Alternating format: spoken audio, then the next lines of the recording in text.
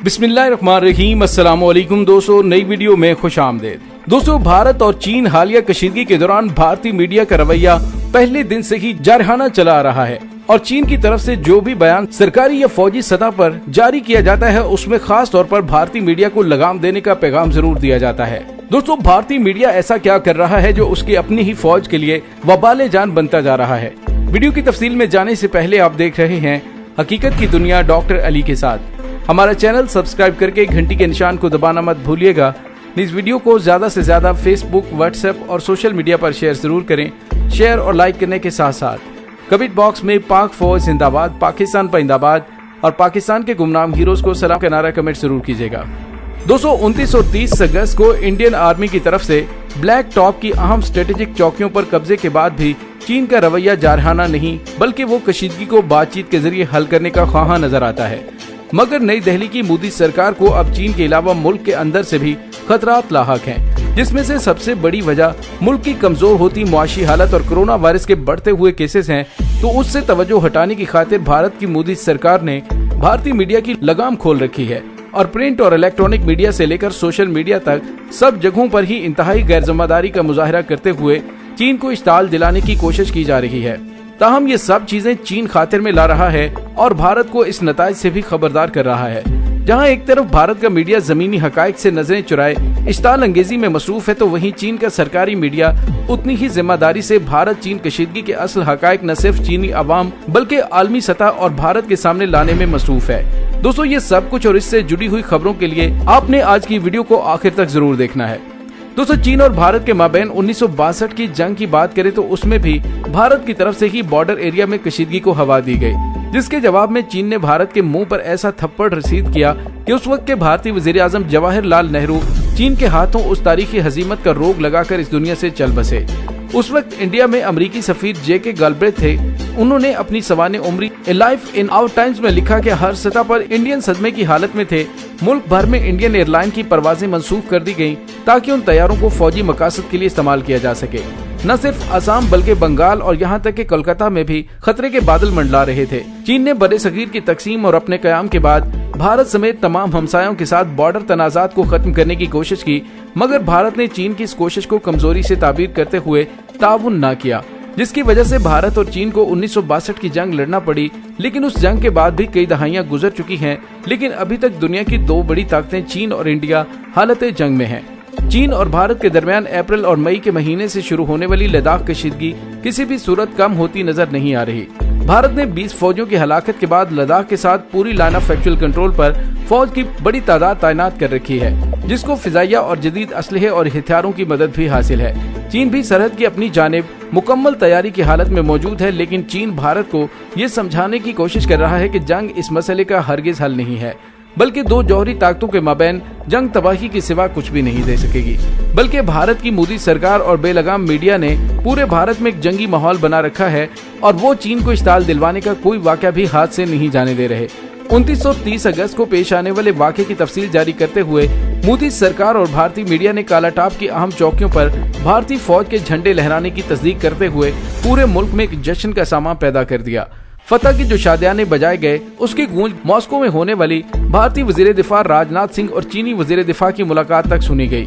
राजनाथ सिंह की चीनी हममनसब के साथ होने वाली मुलाकात से कबल और बाद में भारतीय मीडिया ने जो मनफी रिपोर्टिंग की, उसके बाद चीन के सरकारी मीडिया जो कि हमेशा से ही म्याना रवि का मुजाहरा करता है, उसने भी अपनी जुबान खोलते हुए भारत को सख्त नताज से खबरदार किया।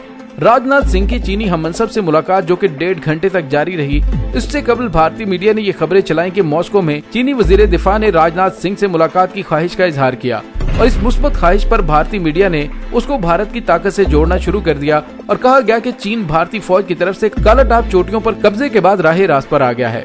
ये नहीं, उस मुलाकात के बाद आने वाली तस्वीर को लेकर जो बदतमीजी का तूफान खड़ा किया गया, उससे भी किसी तौर पर बीजिंग को अच्छा पैगाम नहीं दिया गया।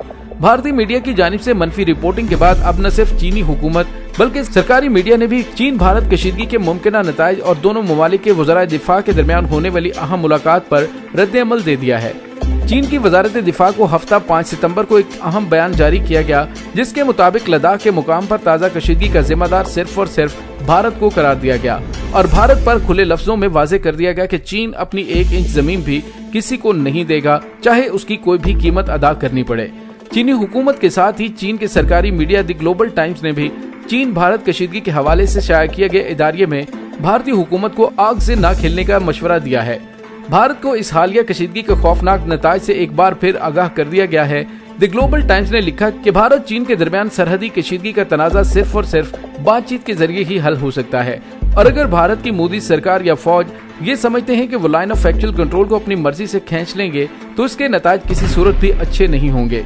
भारत अगर चीन को इश्ताल दिलवाकर जंग शुरू करता है तो चीन की एक बहुत बड़ी फौजी और मुआशी ताकत के सामने भारत की जीत का कोई इम्कान नहीं है, बल्कि अगर बात और बढ़ी तो भारत की ईंट से ईंट भी बच सकती है, जिसके बाद उसे इस हालत में आने के लिए कई साल लग जाएंगे।